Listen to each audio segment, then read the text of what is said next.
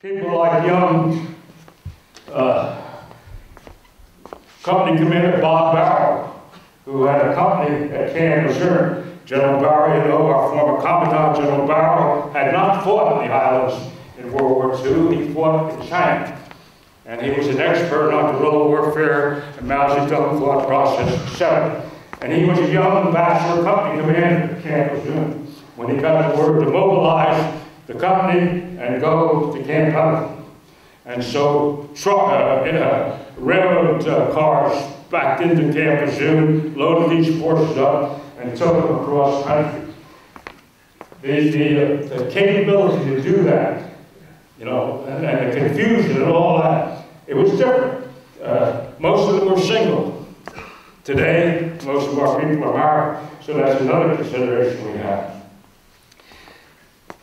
The Marine Corps in those days, despite being drawn down to 75,000, probably 90% of the officers were combat veterans or combat experienced, and probably 60% of the staff NCOs. But only about 8 or 9 or 10% of the junior enlisted were combat veterans. So that was the operational, technical challenge that they had to meet. You had a young lieutenant colonel named Ray Davis, whose name is on your headquarters building, as you know, General Walsh. And Colonel Davis had won the Navy Cross and Fellows. General Davis was the inspector instructor of a reserve company in the Midwest. His company was mobilized in order to Camp Pendleton. Without him, he had a pretty good company. His company had just finished training at Camp Missouri before they were called up, and they had done very, very well. So Davis was upset that he couldn't go with his company, but then he was ordered separately into Camp Pendleton to form a regiment. So he went on to Camp Pendleton to form a regiment amongst all these people that were coming into Camp Pendleton that I mentioned earlier, from all over the country. No other instructions. And so the Razor, as he was fondly known, General Davis sent a bunch of trucks down to where all these people were coming into Camp Pendleton. And they had signs made, 7th Marines, 1st Battalion, 7th Marines. And he literally coerced 800 or 900 people off these trucks and brought them up to where he was and created the 1st Battalion, 7th Marines. Again, no health records, no pay records, no equipment, no anything.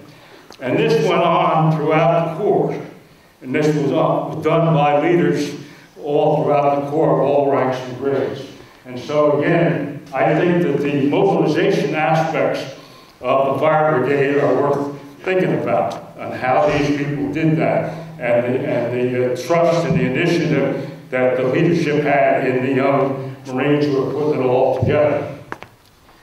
They went, as you know, in August to the Pusan perimeter, along with their Army counterparts and the Korean counterparts, both Army and would-be Marines of the Korea, and they fought down in the Pusan perimeter. And not just the Marines, and most of that is well known by Marines alike, but there were Army units there who fought with particular gallantry as well. So it was a team effort.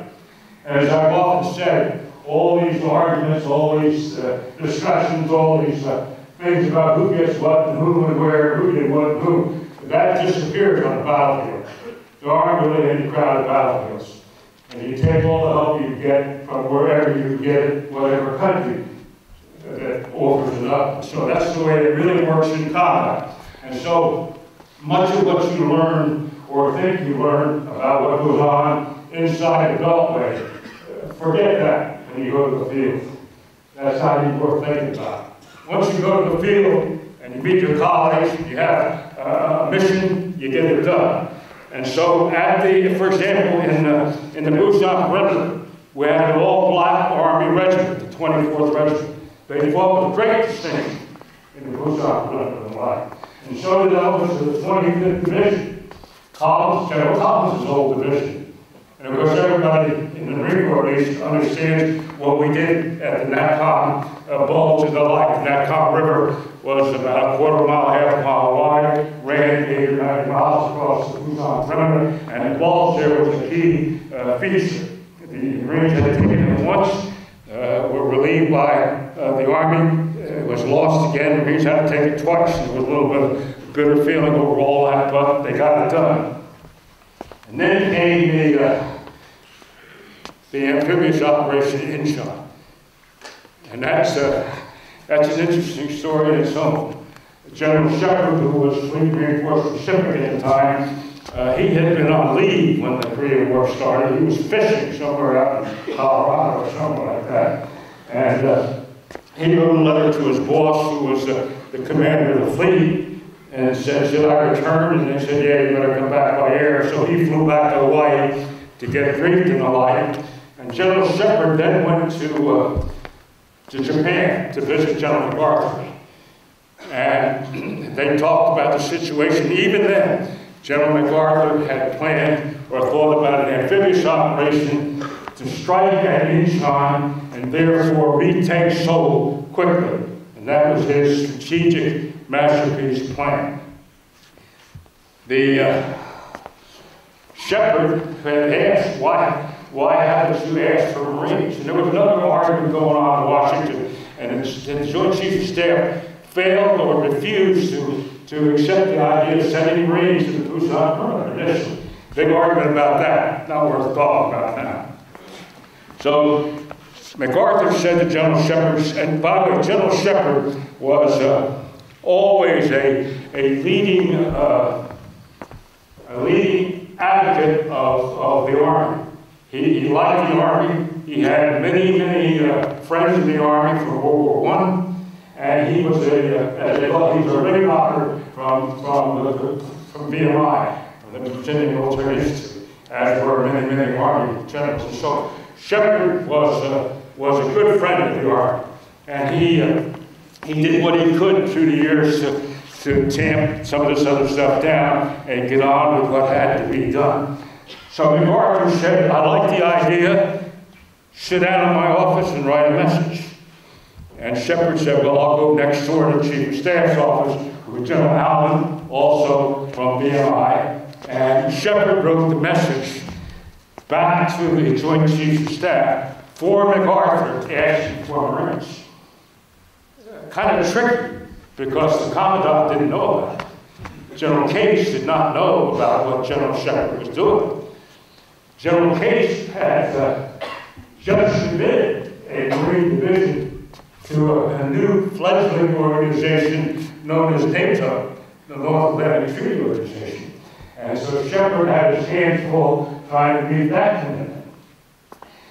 So the message went back, and after some arguing back and forth, Mike got approved. It had been a little bit tense between General Case and General Shepard at the time. Another non-controversial figure, Vic Krulak, he was the G3 for General Shepard at the time. And he said, too, that it was a little bit tense. But you see, Case and Shepard were close friends from World War I. And that friendship and the Marine Corps first, the nation first, that thought process won out. And Case agreed, and of course the rest is history. And so the fire brigade came on and went to Busan, did what had to be done. I think one of the amazing things about the Busan River, or the Busan salient defense, was the tremendous support that the Army and the Marines got from Marine and Navy Air. Some Air Force too, some Air Force Air, but primarily Marine Air. And in fact, one of the Army leaders said that it's amazing. The Marines use air just like artillery. Hey Joe, we're over here, drop something, and they get it. And so the close air support pioneering that Fred talked about was crucial in the defense of the Busan perimeter and actually throughout the Korean campaign. As a matter of fact, when the Korean campaign ended in 1953, we had flown, I think, about 127,496 close air support missions, more than we had flown in World War II.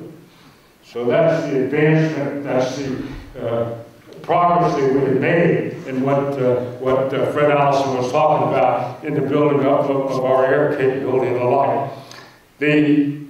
If I had to pick, you know, 3 or 4 most significant events that happened during this time frame that impacted on the future of the Corps, of course, number 1 would be the amphibious assault at Incheon, conducted under almost impossible conditions. Tide to 33 feet, high tide at 12 o'clock, and in mud flats for another 12 hours.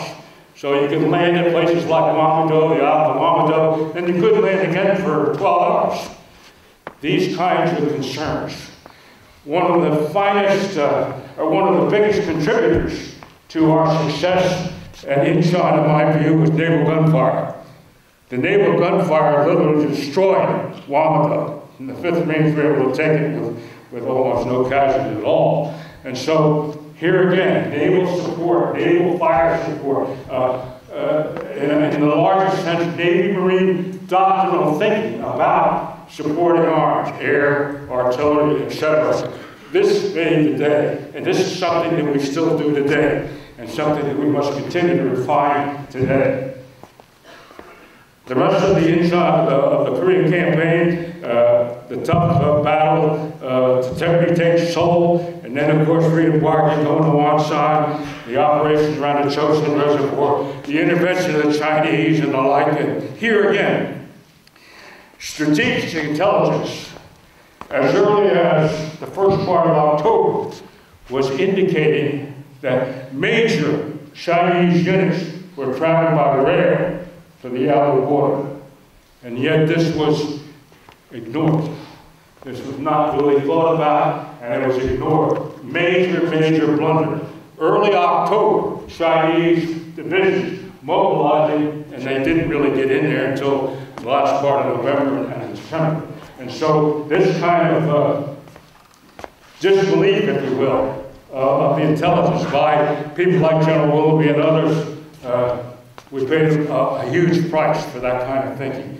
Finally, I won't talk anymore really about the Korean conflict per se. You know about the epic battles of the reservoir, and then the fighting back again to the DMZ, and the way it exists today. I will only say that with respect to the Korean War, and I'm stuck with having to give a talk thanks to the Korean Defense Veterans Association, so I'm going to practice now. But with respect to the Korean War, it was, you know, the Korean people became great allies because of what we did. And this was the first time, you know, why did we go to Korea? Why did we fight in Korea? We fought in Korea because Truman and others believed that had we taken earlier action in the 1930s, when the Japanese went into Manchuria, or had we taken earlier action when the Germans went into Czechoslovakia, and that kind of operation, like maybe we could have prevented World War II. And we didn't. So that was the genesis, that was the thrust, if you will, of why we went to Korea. And it was successful. And Korea was the first time that not just the United States, but many, many allied countries, 14 countries contributing military capability, and 4 other countries committing medical capability. So it was a huge United Nations type effort. And it was the first effort to stem communism. It was the first effort to stem what Stalin and others were trying to do. So it was the start, really, of the kind of democratic thought process globally that we have today. And so the Korean War, in many ways, was worth all the casualties, all the tragedies, all the challenges, and the like. The next part, and the final part of my discussion, has to do with the 1950s and the early 1960s. This was again a time where the Marine Corps and the other services faced resource challenges. But again, as so often in the past and in the future, it doesn't cost money to think. And the Marine Corps spent a lot of money thinking, a lot of time thinking, here at Quantico and elsewhere about the future, about what they needed.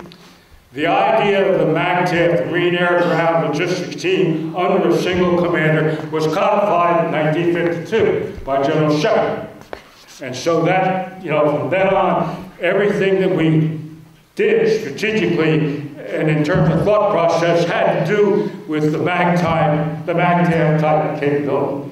And my suggestion to all of you young officers today, if you really want to be the kind of leader that the Marine Corps needs, learn to be a MAGTF officer. Not just ground, not just air, not just logistics, not just command. Learn the whole thing. It's a never-ending process, but that's what you have to do if you want to really lead Marines in the future the right way. And so that's the way we went. And as Fred has pointed out, it was the helicopter which was really the next significant thing in terms of our doctrine and our concept for the future. Let me mention two other small items that came from the Korean War, which you never hear about. It was a field medical laboratory at Camp Lejeune that designed the first flak jacket. It was used in Korea. And it was this laboratory that sent about 65,000 flak jackets to the Army for use in Korea. These are not high-dollar items, but they saved lives. It was the Marines who developed the thermal boot. And that's why, after the initial frostbite problem in Korea, we didn't have that problem after, nor did our Corsair pilots have frostbitten problems from that because of the thermal boot. So we did some other things which don't get much publicity, like which are important. So you keep thinking. So now, we're in the 1950s. We had something called the General Thomas Board for Research, Advanced Research and Life. General Thomas had been a runner NCO in World War I. He was one of our most brilliant generals. He was an expert on the Battle of Gallipoli. I can still remember personally his lectures on the Battle of Gallipoli and the like. His son was a superb Marine colonel who replaced me as the G3 of the 2nd Division later. So I knew quite a bit about General Thomas, and I had heard General Thomas and talked to him a number of times and the like. And he was a forward thinker. In fact, going back to the argument before the law of 1952, it was Thomas who really manned a one-man foxhole when he was a headquarters member against us at the very beginning, before the Edisons and the Kulaks and the Chavez Society even got into that kind of thing. And so General Thomas was worth his weight in gold. And he contributed a number of concepts and ideas and thoughts to this time frame. I hope they're shown here.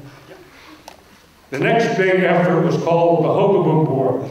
General Hogaboom had fought with distinction in World War II, and the Hogaboom Board was founded in 1955 for a couple of years. And this really set the stage for the way our Marine Corps is organized, trained, and equipped today. There are a few name changes in this, but basically your Marine Corps today represents the results of the Hogaboom Board in 1955, 6, and 7. The Hogaboom Board said, now remember, from 1945 on, and particularly in 1948, 1949, 1950, much of the Army Marine Corps doctrinal thought process had to do with atomic warfare. We had the Army Pentatonic Division and all that kind of thing. So the nuclear threat, nuclear situation was uppermost in everybody's mind. And the Army and the Marine Corps knew very well that among the things they had to do was spread out on a battlefield and have, lesser concentration to be able to control or coordinate larger pieces of real estate and all of that. So the Hogaboom report, for example, recommended that we have 4 infantry companies in an infantry battalion instead of 3.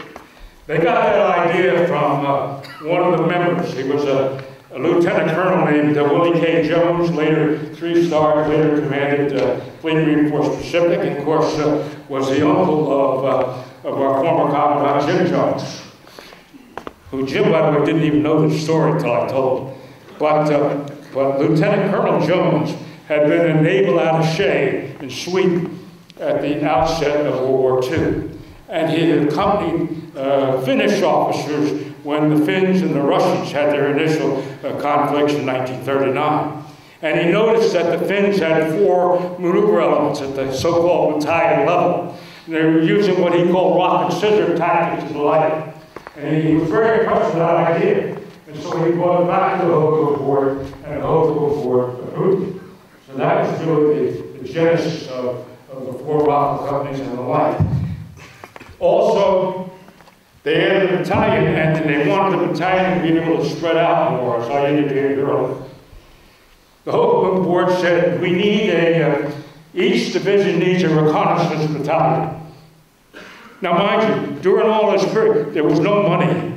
There was no TO, no tables of organization, no tables of equipment, no money, no anything, just ideas, thinking. You know, get your ideas lined up. When you get some money, you can strike like Genghis Khan. So they kept thinking. They kept thinking. The Hogo Board said we also should have a force reconnaissance company at each force. At then Fleet Reinforced Pacific and Fleet Reinforced Atlantic. That's changed now to Mark IV Pacific and Atlantic. And so, in 1954, as a part of that genesis of that idea, we had established a subunit out of Camp Pendleton to begin to think about amphibious reconnaissance, parachuting people in for reconnaissance, and all that kind of thing. The Hogo report said that we need to increase our intelligence, interrogator, translators, and the like. We need to increase our counterintelligence teams. The Hogo report said we need to have what they call communication reconnaissance companies at the force level and at the division level. And this was the forerunner of the so-called SIG electronic warfare capability on the ground side of the house, which you, of course, now know as your radio intelligence. So all these things and many more were in the Hogo report. And this was really, as I said, the architectural idea for the future. As equipment, money, and all became available little by little, they began to implement some of these things. We adopted what we called lighter, if you will, tables of organization, tables of equipment. Now there wasn't enough people to go around there. Remember, there were some other events that went on in the early 60s. President Kennedy told all the armed forces that we probably can handle a nuclear threat in NATO, in Europe. We probably can handle what he called the conventional threat in NATO because of our allies and us. But we're not very good at what he called brush fire wars, guerrilla wars, and all that kind of thing. So he ordered all the services to look at that.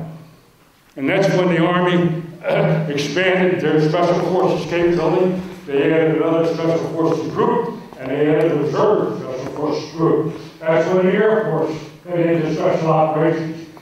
The initial units were called Tiger Jet, and they were built around the T-26 aircraft and operated quite successfully in Latin America in the old days. That's when the Navy took their underwater demolition teams and recreated them into what they call Sierra Leone or SEAL detachments in 1962.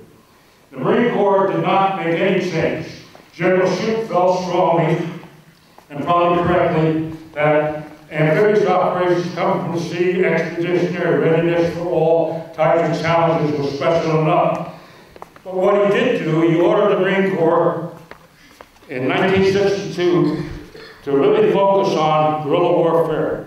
And that's when we established the Guerrilla Warfare Training Center in Okinawa. That's when we built a similar facility at Camp Pendleton and at Camp Lejeune. And we started sending officers to Army Special Warfare School at Fort Bragg at the Kennedy Center. We also sent officers to the psychological affairs operations and the like. We began to get involved. in that. And so that's the standard that we took. And he said that all exercises will have guerrilla warfare type scenarios. I remember I was a young captain in the Pacific. I made 8 brigade-size exercises in 2.5 years with guerrilla type scenarios and the like. And so this is the thrust that was developed, and this has helped us prepare for the long conflict in Vietnam. So the Holcomb report and all of that was very instrumental. There are a couple other things I'll mention, and I'll get quiet because I see my leader is giving the arm and hand signals here. But General Green, who was General Shoup's chief of staff and later our commandant, he was one of our real futuristic thinkers. He was talking then about, thank goodness it didn't happen, but he was talking then about sending Marines to Africa in rockets and stuff like that. General Shoup wanted to have a long-range study on what the world was going to look like in 1985.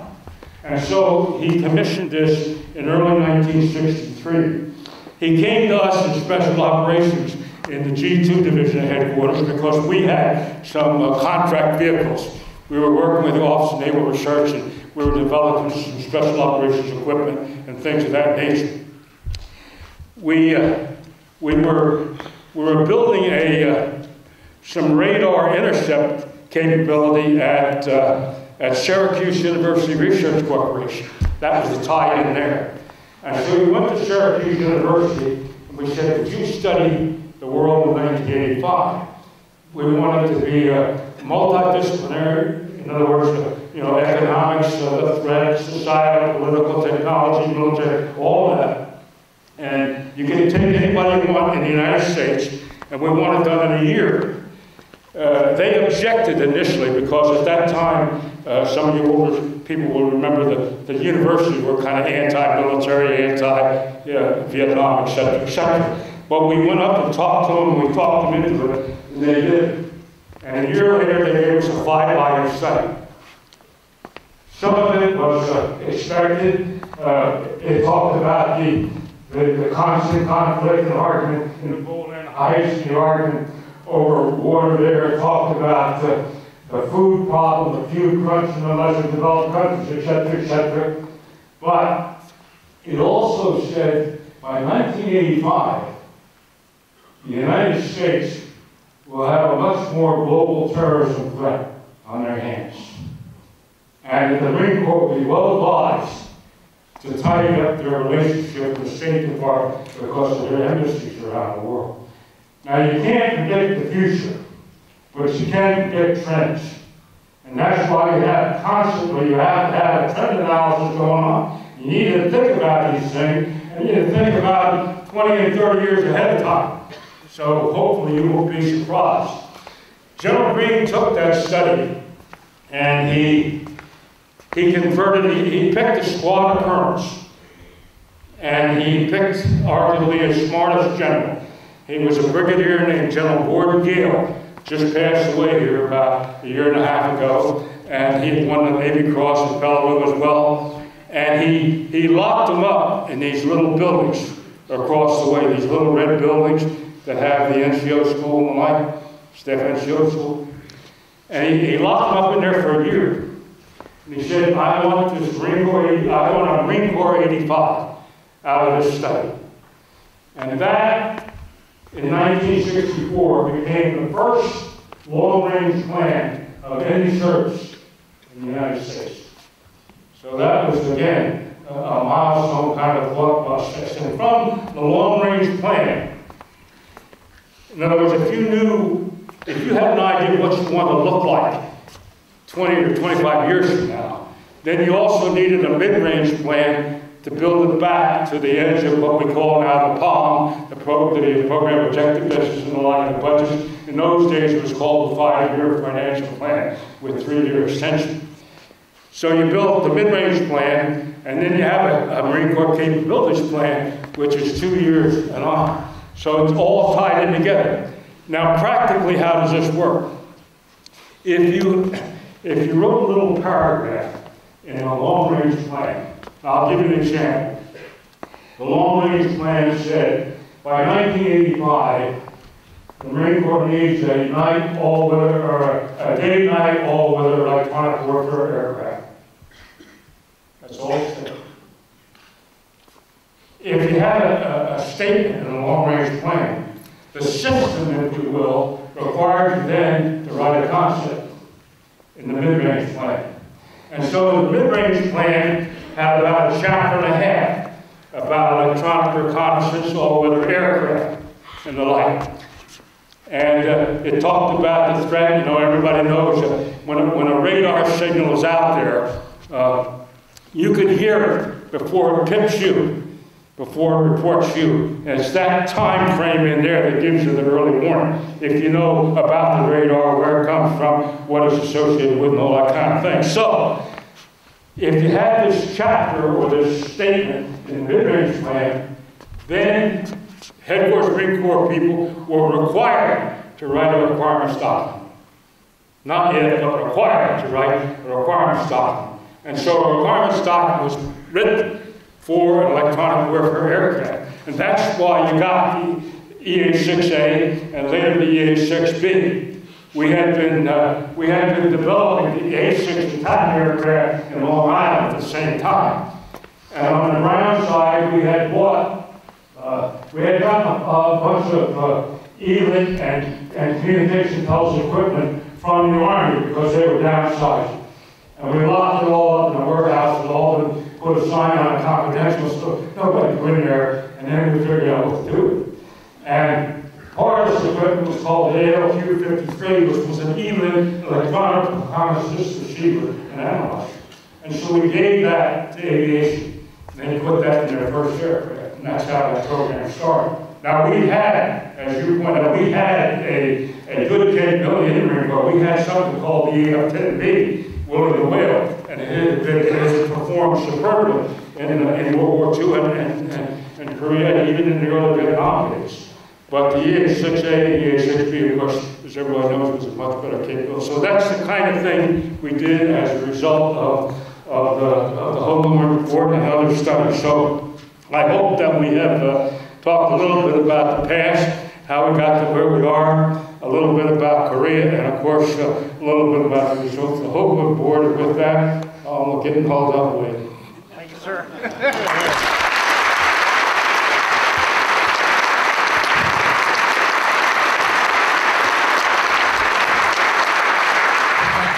Thank you very much, General. I think Senator Warner has a few words you would like to say.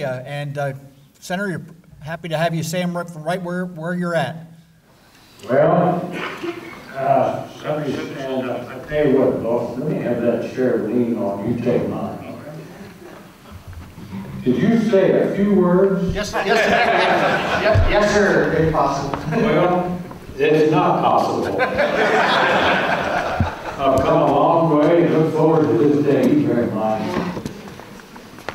And I'm just going to say a few words.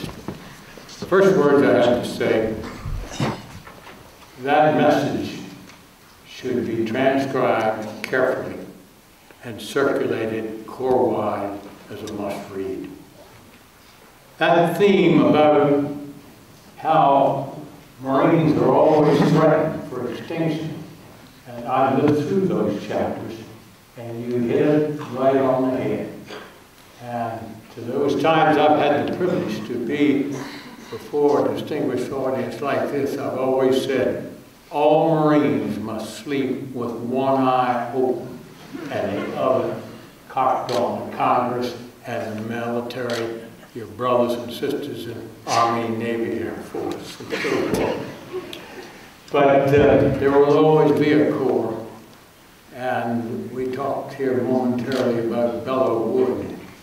If I look back on a lifetime of wonderful opportunities, one was as Secretary of the Navy, going over with the Commandant to deliver the annual speech at the Battle of Belleau Wood.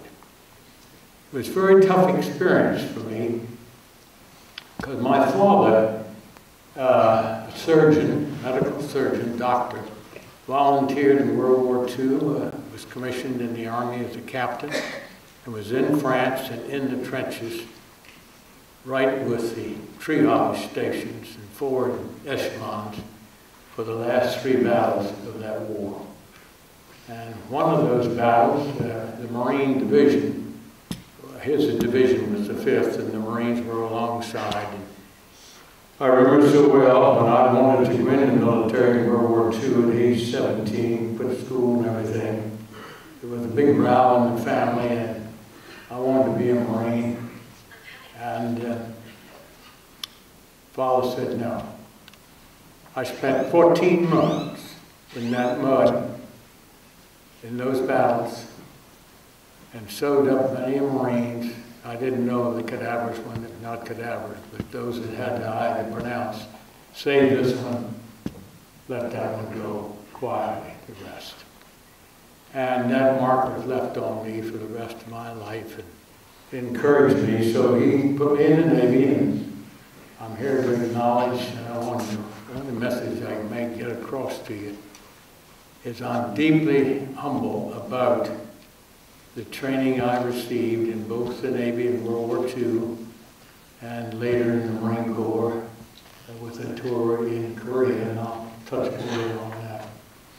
Because I saw, from the standpoint of a young Marine officer, first lieutenant, I saw the threats to the Marine Corps and what we had to go through, but we always survived. The Marine Corps would make it done. I remember in boot camp, I had a web belt that was issued in World War I. It was still in surplus, and the Marines in the early days, General, as you know well, just lived off whatever the Army and the Navy wanted to throw over the fence and give it to us. So that was always in my mind. But I want to say a word or two about why I'm here and how lucky a man I have been to have had the privilege to wear Navy blue and Marine Corps green. And you mentioned AIDS. I had some of the finest in my career, and each of them are indelibly in my mind. I'll start with when I was Under Secretary of the Navy. I was given AIDS, and one of them has a statue right here, right outside the basic school. Yes, I knew him well, and he was a wonderful Marine. He'd had 2 tours in Vietnam, and he came to me, and he had the Navy Cross, the Silver Star, and several Purple Hearts. And he came to me and he said, I want to go back. And I said, no, you're not going. And this argument went on, and then they established a special recon outfit, and he said, you know, I've trained all my life in recon. I've now got full bird, I intend to put full bird on me. And I signed the orders, and 3 weeks later he was killed. So I thank the Corps for putting his statue up, because he really left an impact on my life. And I shall never forget him, and always regret that I signed those orders and let him go. But that was his duty. Another one was, I'll tell this story because it ties into remarks that I make about the distinguished Commandant here. The Marine barracks were blown up. They were, and I'm at my desk, I've been in the Senate a couple of years, and President Reagan called me personally, because I had known him in the world of politics, and he was just a fine man. He used to come down to Virginia, had a horse farm, he loved to get out of Washington ride horses. He was an old cavalryman in his first job as a second lieutenant when World War II began. Anyway, he said on the phone, he was very quick and brusque, he said, you are a Marine, you're a former Secretary of the Navy, I got to find out what happened and how we had this tragedy when those barracks were blown up. And I said, Mr. President, I'll go right away and talked to John Tower. John Tower was then the senior Republican on our Armed Services Committee. And John had been in the Navy in World War II. So we saddled up, and I called the young major who had just reported into the Senate as Marine Corps aide. I told him, get your butt up here, buddy. We got a challenge. And up came the young major, and I said, we want to be tomorrow morning at dawn in Beirut, right there. And he said, will do. And that was Jim Jones. Jim traveled with us, and in the course of that trip, we get communiques constantly from the President and Secretary of State. We were designated in the diplomatic jargon emissaries of the President. And we visited Israel, Egypt, actually went into Syria and saw old man Assad, and all Lebanon, and all those countries over there to reassure them that despite this tragedy, we were going to not pull out of that area. We were there to stay, and came back and reported to the President.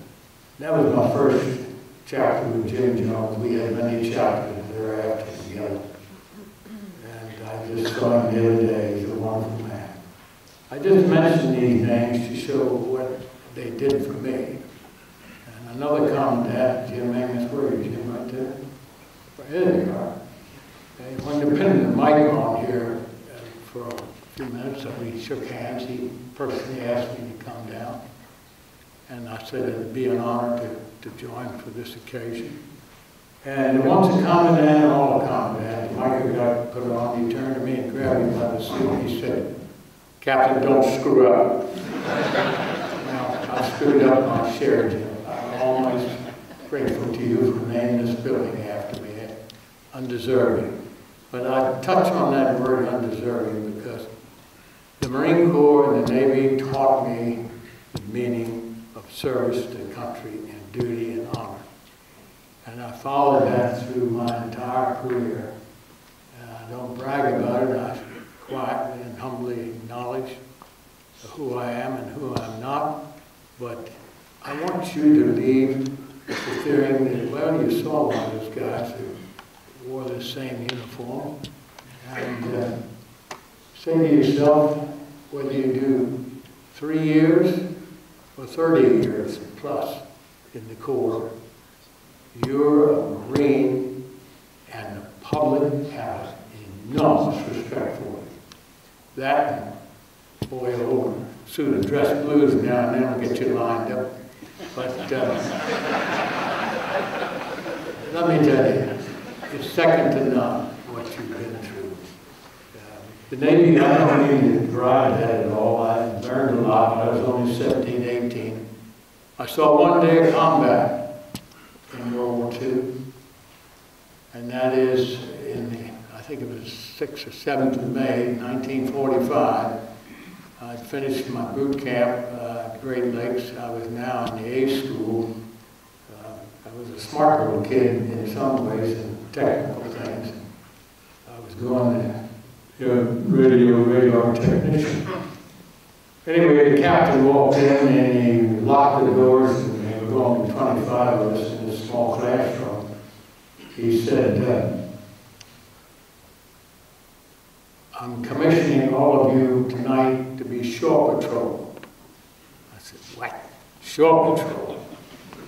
He said, yes, the President of the United States is going to announce to the world that Germany has surrendered. And you're to go out on the street and maintain law and order. Well, my assignment was in a loop in Chicago, and I tell you, that place was filled with 1 million plus people.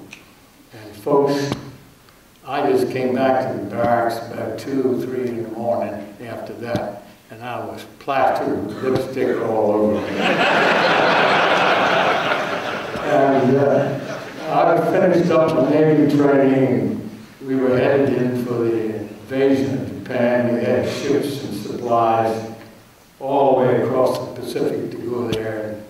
We were ready to go. I was ready to go. Been in training now for 18 months or so at the time. not 18 in the current period.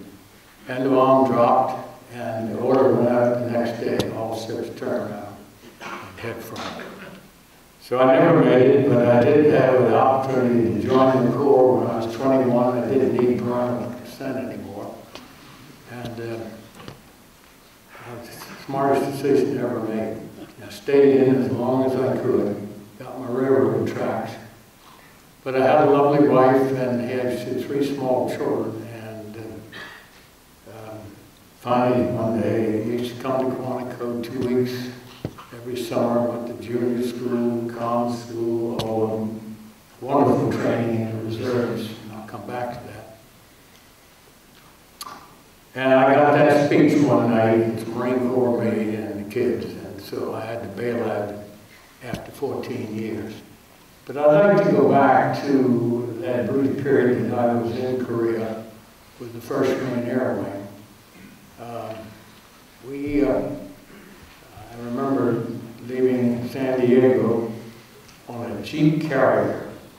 Now those were the small carriers that they built in World War II because the value of aviation really proved itself. And you can multiple the small carriers, you can build them for a fraction of the price of the big decks, but they held quite a few aircraft and they really served well for this country.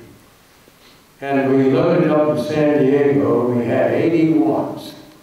And there was, I think, General, the first shipment of 80s into combat was in that, let's see, it was 51 we embarked. And they proved their worth in Korea. They could carry a huge load of ordnance. I remember we taken into our little airfield, just had a mud strip with metal in between the mud and terra firma, and living in tents and very rudimentary setup in the base, but we enjoyed it. And those guys who grew up on missions would take them about an hour and a half to get up on target. And the fellows that were flying the jet aircraft, they went up and pickled a couple of 250 bombs and then came back and they were in the bar at partying up the time the 80 guys finally got back there, sitting by in that old prop plane. But she proved her use. And then we had a lot of hand-me-downs. Whatever the Navy didn't want, they gave us. We had a lot of old Corsairs, but that was a magnificent aircraft and they really flew well. And then they took some torpedo bombers, and that's where I had that chance to sit in the back seat of the torpedo bombers, and we converted them into a bomb damage assessment aircraft. And we would go along and tail the strike flights and then shoot down and take pictures of the target and radio to the other aircraft. You got to go back for another run because you missed it or you got to finish it up. But it was an exciting thing. The turret down was a gun turret at the bottom of that plane, and they pulled that out and put in a place for the photographer to go down. And he down in the bottom, and then the pilot, and then I used to sit behind the pilot. And I did enough of those hops to rate to get, we didn't hear anything about medals and stuff like that, but I always wanted the flight jacket. On my 5th mission, I got a flight jacket. And I'm proud to say it hangs out here in the museum on the side wall here in Bunsey. Small memorabilia I contributed. But back to the General and the Corps. I remember so well, Louis Johnston was Secretary of Defense. And he and Harry Truman, and Harry did, I really worship Harry Truman. I studied his career very carefully and went to his home and so forth.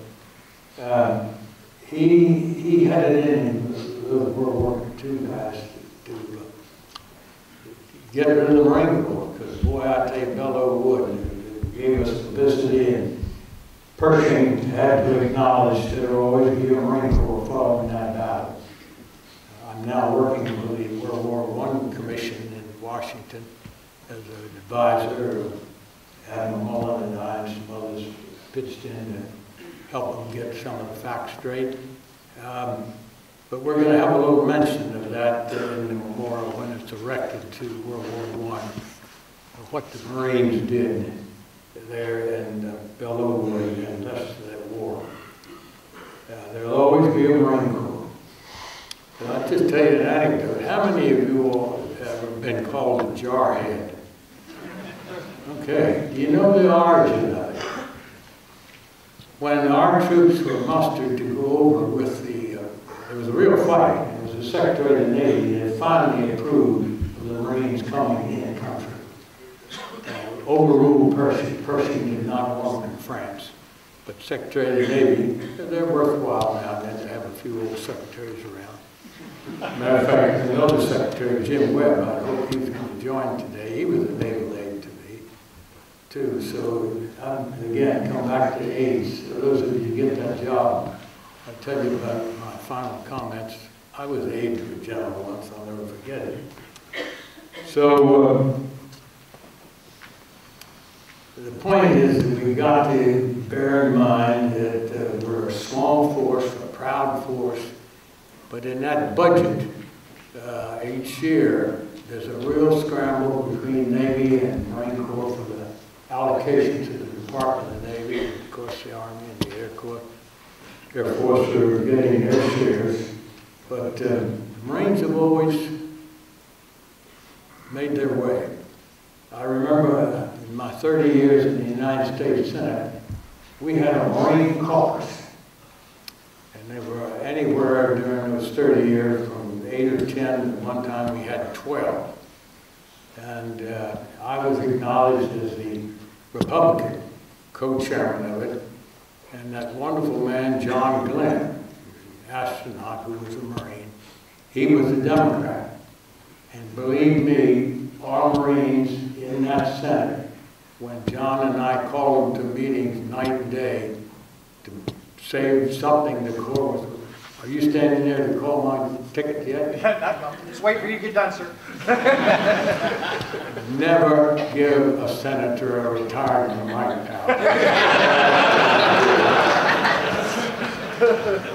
Anyway, we fought hard, and where I may have earned a few acknowledgments, I didn't do anything in uniform to distinguish myself, and never even got as an enlisted man in the Navy and an enlisted man in the Marines the Good Conduct Medal for the simple reason I never deserved it. So anyway, back to the caucus, we held the ground for Marines in that Congress, and we had a similar unit in the House. And I think there's still a few remnants of that over there. But we stood our ground and took care of the old Corps. And there will be people like that throughout all walks of life. I had the privilege of introducing the new Secretary of Navy. He was a rotary helo pilot in the Marine Corps for his first 4 years. And believe me, he's got a watchful eye on the budget now. So we Marines work our way into these jobs from time to time. When I was secretary, well, I was undersecretary under John Chafee. He was a Marine. So the first time in history, I've been told many times, the last time in history that 2 Marines will be secretary and undersecretary of the Navy. They did not look fondly on that. But he was a 17-year-old guy at Guadalcanal. He got off the canal, came back, went through OCS in 90 days, and they sent him back again. He was a platoon leader at Okinawa. Then, like me, he stayed in the reserves. We both got called up during the Korean War, and he served as a company commander. So we Marines have a way of surviving and carrying on and doing our jobs. And I hope each of you, if you can only remember that one thing, how proud we all are, how humble we all are to have worn the Marine green because of the heritage and the bravery of the men and women who've gone before us.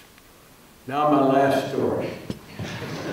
I'm here in Monaco, and we were called back, those of us that had been enlisted in World War II and through college programs and other college things had gotten our commissions, and we're in the reserve. we were called back, given 10 days. I was in law school, second year of law school, and I got a telegram from Fort Chronicle, October the 3rd, 1950.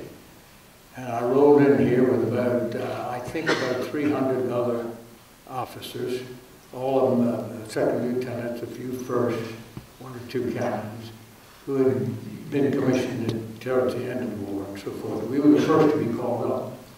And we had a syllabus of, it was going to be 4 months. We were going to be trained for 3 to 4 months and then integrated into the Corps. Well, we had the tough battles in Chosin and so forth, and boy, I mean, they ordered us out of here draft after draft. We didn't finish any of the schooling we had set out to do. And off we went. And I was on one of those drafts ready to go, and they came in and said, uh-oh, now, look, you were a radio tech in World War II. We're stripping you of 0302 and making you a 2502. Said, what's that? Commo. So I went to comm school and so forth. But before I got to comm school, I was sent over to the Commandant Marine Corps schools as an aide to him. And he was a very colorful World War I general, Franklin A. Hart. And he was legendary in the Corps for his bravery and battle and everything else. And he was an honorary old guy, but a wonderful man. I learned many a lesson from him. And he said to me one day, he said, Warner, do you know how I got to be a general? I said, no, sir, no, sir. Because I was a little guy on the totem pole in his staff. So he liked to run at me and holler at me all the time. He said, well, I was during the Depression era, I was in the Marines as a young captain. I was the best damn football player in the Marine Corps. I played on the Marine Corps team, and that's how I got to be a general officer. So anyway, one day a call came down from the Commandant's office. And they ordered, I was then a first lieutenant. First Lieutenant John Warner, see the Commandant immediately. Well, Hart called me and said, what have you done? You're just a reservist. He was not fond of reserves because they flooded into this base, as it should, to build the young officer corps. And the whole base was transformed within 6 months from, I guess it almost doubled in size here at Quantico to get these young officers trained and ready to go back. They've all been called up from reserve duty. And, okay, yes sir, no, I said, I don't know why I'm going. He said, well, you go up there and you come straight back here and tell me what you to do. Yes sir. So I went up there, and man, you talk about a guy that was just nervous as hell. I'm out there in the Commandant's office. His aide came out, you Warren? Yes, sir. Wait right here. And pretty soon the door swung open with a bang, and out walked this general officer. And he had a World War I swagger stick. And he was in the Marines in France. And he said, Warner? Yes, sir. Follow me. Yes, sir. This is when the Marines, now mind you, to show you how the Marines were always relegated, they wouldn't even let them keep the Commandant in the Pentagon. Can you believe that? Because I can believe it, because I worked on the legislation to put the Commandants on the Joint Chiefs. It came on my watch. I got that to do with some others. But we were up there, and up in that old building right across from the famous grave site there for so many brave men. Anyway, he said, follow me. He walked down the hall very swiftly, went down the ladder, 2 floors, out in the back, and there is the mock-up of the Iwo Jima Memorial. It was the one that they put together to say this is what we can build, but 5 times bigger. And it was I guess about 3 tons, 4 tons of concrete and steel. He said, you see that statue, Lieutenant? Yes, sir. He said, I want that statue taken from here and put at the main gate of Quantico. And your dossier said that you're an engineer, I was a civil engineer, and you worked at heavy equipment, yeah? Well, then you're the man to do it. And if there's a crack in this when you get there, it's going to be your ass, boy. Slap that driver sick on the back and walked off. I'm standing there with him, just saying, oh, God. We didn't have the I-95 in those days, just over Route 1. But with a lot of help from other people, we got a little boy up there, and a crane up, put a crane up at the back of the Marine Corps headquarters, and another crane down at the site. And we closed down Route 1 at about 2:30 in the morning, and took a lot of Marines and Marine security guys and police and everything, and we traveled about 4 miles an hour down that building out here. We had all the searchlights. We got the crane and we put her up. Didn't have a crack in it. Anyway, as I left the United States Senate after 30 years, and I was privileged to be either the ranking Republican on the committee or the chairman. I was chairman in and out 3 times. 17 years I had that top slot, carefully watching for the Marine Corps. I called the Commandant of Marine Corps schools and I said, look here, what condition is that statue in out there? He said, well, we need to refurbish that thing. I said, all right, how much money do you need? And it was dead silent. Senator, what do you mean, how much money do you need? I mean to take that statue and put it back in shape and make it the best looking thing in the whole base.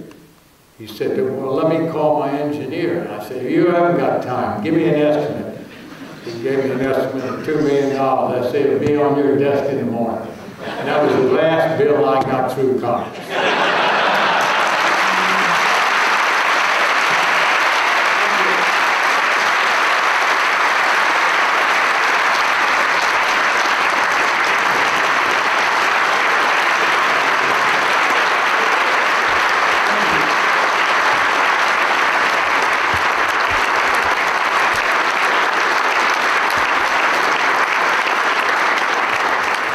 Thank you, Senator Warner. Thank you, General Gray, Dr. Allison. On behalf of the Marine Corps University, we have small tokens of our appreciation.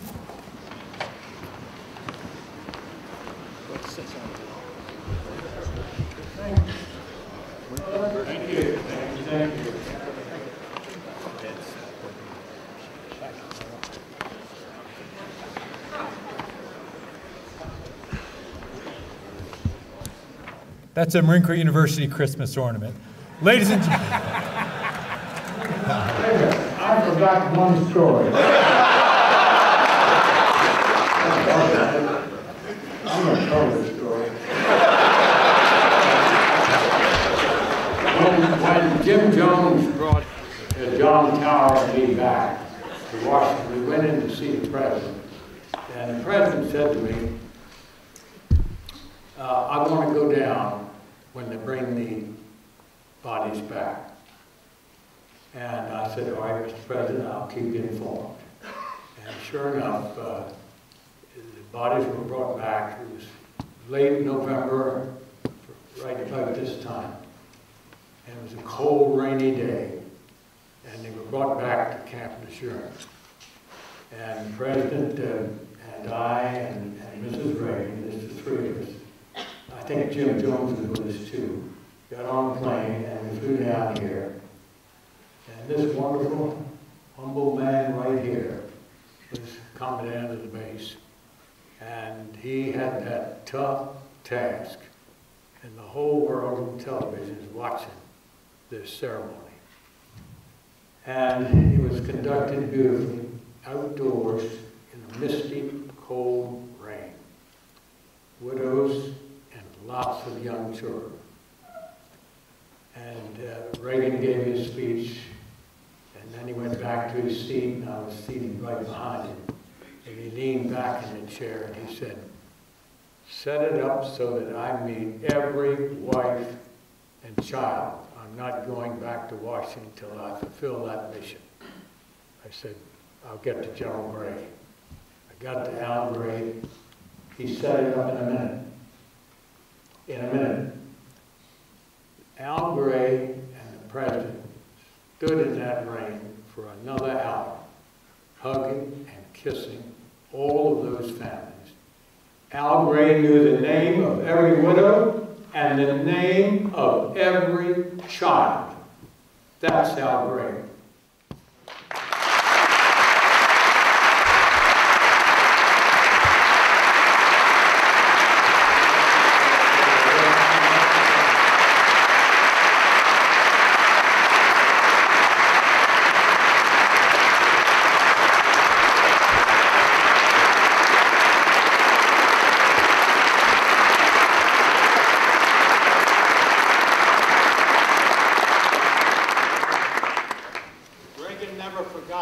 On the plane going home that night, he told me, "Keep me informed about this man's career." I called him up when the slot was open, and old John Lehman was Secretary of the Navy, and he was a protege of mine. I said, "John, make sure he's on the list." Tell the truth, there were two General Grays, they got the records mixed up. Ladies and gentlemen, this concludes our lecture. Thank you for your attendance. Have a good day.